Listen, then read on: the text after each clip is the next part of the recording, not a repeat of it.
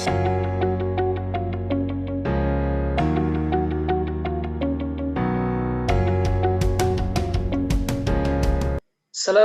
warahmatullahi wabarakatuh. Perkenalkan, nama saya Firdaus, NIM A1C3190550 dari Program Studi Pendidikan Fisika kelas reguler B angkatan 2019 Universitas Jambi. Oke teman-teman, di sini saya akan melakukan sebuah eksperimen yang judulnya tentang momentum dan impuls menggunakan PET simulation berbasis web. Nah, langsung saja kita buka PET simulation-nya. Oke, di sini sudah saya buka. Nah, seperti ini tampilannya, ada intro, explore 1D, explore 2D, dan inelastic. Di sini kita pilih explore 1D. Kita klik saja 2 kali. Oke, sudah keluar. Kemudian, sebelum kita melakukan eksperimen itu, kita ke buku itunya dulu, penuntunnya dulu. Nah, di sini sudah ada buku penuntunnya. Nah, sebelumnya kita harus mengetahui dulu definisi dari momentum dan impuls. Nah, momentum itu merupakan sebuah sifat kecenderungan benda yang bergerak untuk terus mempertahankan gerakannya pada kelajuan yang konstan. Nah, momentum itu adalah salah satu dari besaran vektor yang searah dengan kecepatan benda. Nah, momentum itu dapat dirumuskan sebagai hasil perkalian massa dengan kecepatan, atau P sama dengan M dikali V. P sama dengan momentum, satuannya kilogram meter per second. M sama dengan massa benda, satuannya kilogram. V sama dengan kecepatan benda, satuannya meter per second.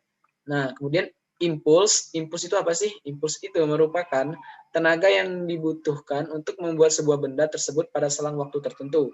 Atau dirumuskan dengan I sama dengan F dikali delta T, di mana F sama dengan gaya, satuannya Newton, delta T waktu sama dengan satuannya second, dan I sama dengan impuls, Newton per second.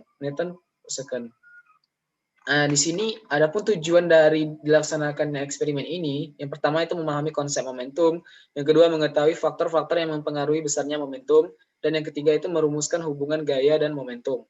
Alat dan bahan yang digunakan pada eksperimen kali ini ada komputer, software simulasi PET, dan Microsoft Excel. Oke, di sini nanti ada ini langkah-langkahnya. Nah, di sini ada kita melakukannya tiga tahap. Yang pertama itu melakukan pengukuran, kemudian nanti yang kita cari massa, kecepatan, dan momentum, hubungannya, terus gaya, waktu, dan impuls. Kemudian yang terakhir itu nanti kita melengkapi lagi hubungan-hubungan dari yang massa, gaya, dan kecepatan tadi, dan impuls. Oke, langsung saja kita ke PET simulation-nya. Oke, sebelumnya kita ubah dulu ini menjadi satu balls. Kemudian di sini kita centang momentum, kinetic energi, values untuk menilai hasilnya.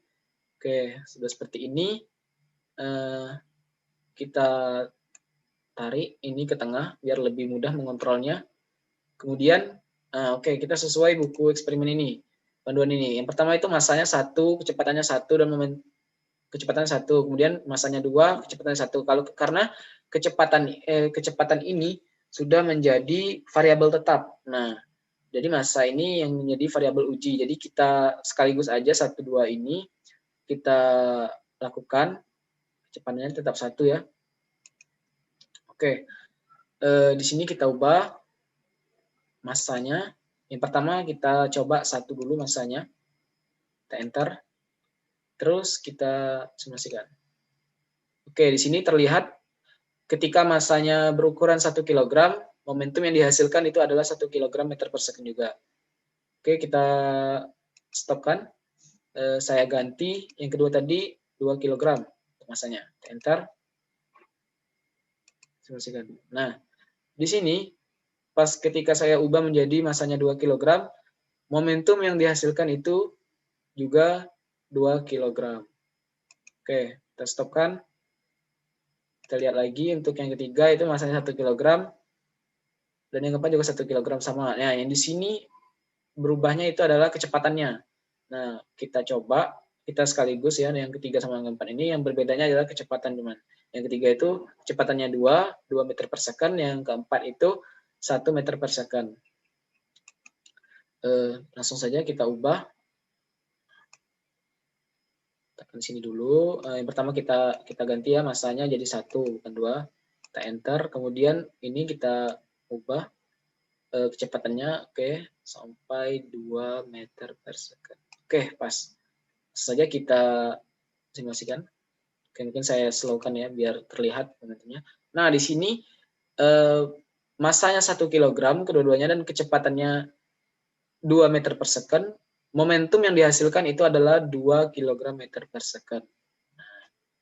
Oke, kita stopkan. Saya ganti kecepatannya menjadi 1.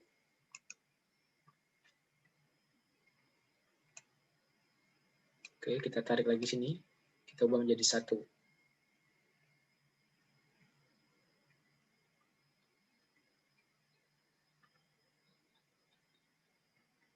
Oke.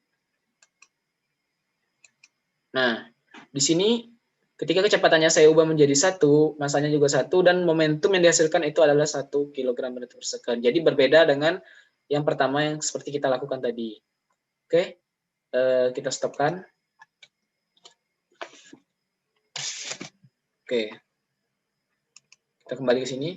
Nah, berdasarkan tabel di atas ini, nah jadi dapat kita lihat dari hasil yang telah kita lakukan, dapat ditarik kesimpulan bahwasannya hubungan momentum dengan massa dan kecepatan adalah berbanding lurus, sehingga dapat dirumuskan momentum itu sama dengan P sama dengan M dikali V, di mana massa dan kecepatan berbanding lurus dengan momentum suatu benda. Nah, di sini kan semakin besar massanya, maka akan semakin besar pula momentumnya. Nah, dan semakin besar kecepatannya, dan semakin besar pula hasil dari momentumnya. Ini dapat dibuktikan dengan tabel ini dengan percobaan yang telah kita lakukan ini. Nah, oke. Nah, baik, selanjutnya kita ke ini membahas yang berikutnya, itu tentang mencari gaya, waktu, dan impuls. Nah, gimana di PET sendiri itu tidak kita ketahui berapa nilai gayanya itu. Nah, jadi kita mengambil rumus ini F sama dengan EK per S itu dari hubungan gaya dengan energi kinetik. Nah, jadi kita buka itu PET-nya. Nah, di sini kan ini kan EK tadi kan energi kinetik. Nah, jadi S itu adalah jarak. Nah, di sini kan 0,5 meter satu kotak, 2 kotak, 3 kotak, dan 4 kotak. Jadi dikali 4, jadi hasilnya 2. Nah, jadi untuk S-nya itu hasilnya itu adalah 2. Nah, jadi EK-nya itu 0,5. Oh ya, ini kita ubah dulu menjadi 2 bola. Kita taruh di sini. Dan kita letakkan di sini. Oke. Nah, setelah seperti ini, kita buat satu bola ini menjadi yang kecepatannya itu konstan, jadi 0 gitu ya. Kita ubah sampai menjadi 0. Oke. Setelah seperti ini, nah baru kita ubah masanya yang pertama itu jadi dari 1 kg dulu. Kita enterkan. Nah, ini dapat 0,25 ini dari sini. Nah, kan F-nya kan 0,5. Nah, ini dibagi 2. 2 itu karena ini tadi 0,5 kan ada 1, 2, 3, dan 4. Ada 4 kotak. Nah, jadi hasil dari ini dibagi ini. 0,5 dibagi 2. Jadi hasilnya adalah 0,25. Nah, oke, setelah seperti ini, kita ganti lagi masanya. Yang kedua itu jadi 2 kg. Kita enterkan. Nah, di sini terlihat ya, yang kedua ini setengah sama dengan 0,5. Nah, di sini ya hasilnya ini setengah dari sini.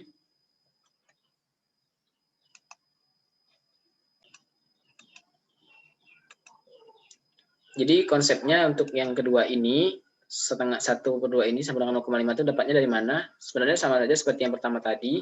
Kita ganti dulu masanya itu jadi 2 kg kan, ini sudah diganti. Nah, 1 dibagi 2. Nah, dan hasilnya adalah 0,5 karena ini tadi dapatnya dikali 4 ya, karena 0,5 ada 4 kotak. Nah, kemudian yang ketiga kita ganti lagi masanya menjadi 3 kg. Kita enter kan. Nah, di sini energi kinetiknya itu adalah 1,5. Nah, terus kita bagi 1,5, kita bagi 2. Dan hasilnya itu adalah 0,75. Sama kan? Oke, sama 1,5 dibagi 2, 0,75. Oke, kita beranjak yang ke selang waktu. Nah, oke, ke selang waktu. Nah, karena dia ini berhubungan dengan jarak dan kecepatan, jadi kita rumus dasarnya itu adalah V sama dengan S per T. Nah, di sini yang ditanya itu delta T, perubahannya, perubahan dari waktunya itu. Jadi rumusnya delta S per delta V. Nah, dapatnya itu, hasilnya itu adalah 2. Delta S-nya itu S dibagi 50. Nah, dan hasilnya itu adalah 2. Sama saja seperti yang ini, yang keduanya itu juga hasilnya 3,2, dan yang ketiga itu hasilnya 4. Kemudian untuk impuls, nah impuls ini adalah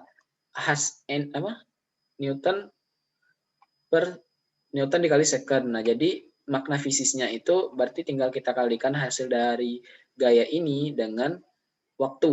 Nah, jadi 0,25 dikali 2 sama dengan 0,5. Jadi impuls itu gaya yang dikalikan dengan selang waktu. Nah, atau disebut juga dengan besaran gaya terhadap selang waktu tertentu. Nah, jadi hasil ini tinggal kita kalikan, dan yang kedua ini hasilnya 0,5 dikali 3,2 sama 1,6, dan yang ketiga itu 0,75 dikali 4 hasilnya sama dengan 3.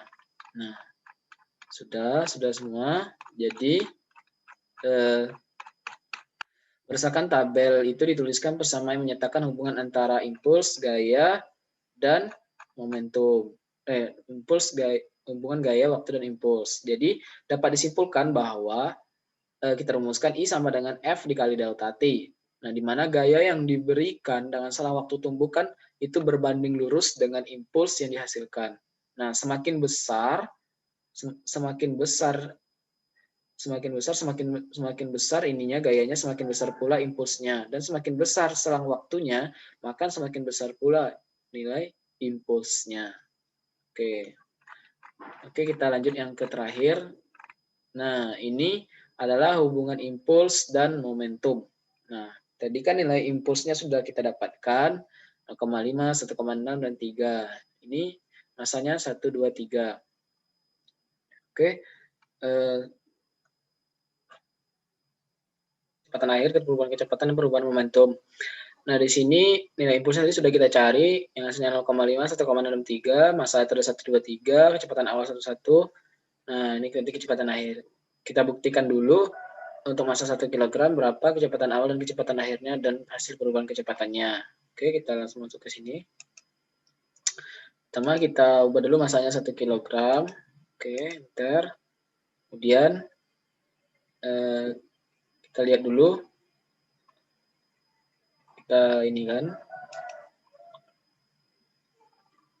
Oh, hasilnya itu adalah 0,5. Terbukti ya, teman-teman. Sini 0,5. Nah, tinggal awalnya itu adalah 1.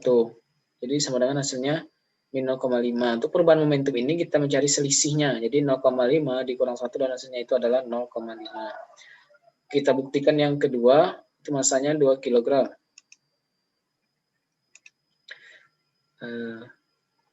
Coba dulu.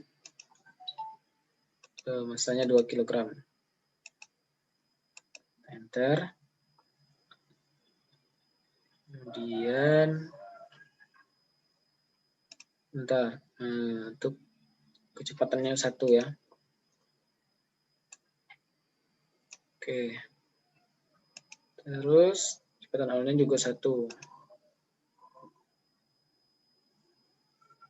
Oke, udah pas. Oke, kita enteran. Oh, ini hasilnya. Sebelum bentar, kita ubah dulu. Oke. Nah, dan ini hasilnya 0,4 dan 0,2. Nah, di sini perubahan kecepatannya itu 0,2 dan perubahan momentum itu adalah 0,4. Nah, dan hasil perubahan kecepatan ini adalah 0,2 dikurang 1, min 0,2. Ini 0,4 dikurang 2 sama dengan 1,6. Oke, yang ketiga kita lanjut ke massa 3 kg. Kita ubah yang ketiga, kita enter. Kita simulasikan. Oh, hasilnya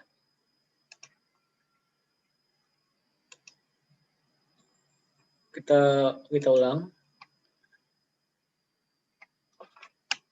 Massanya 3. Oke.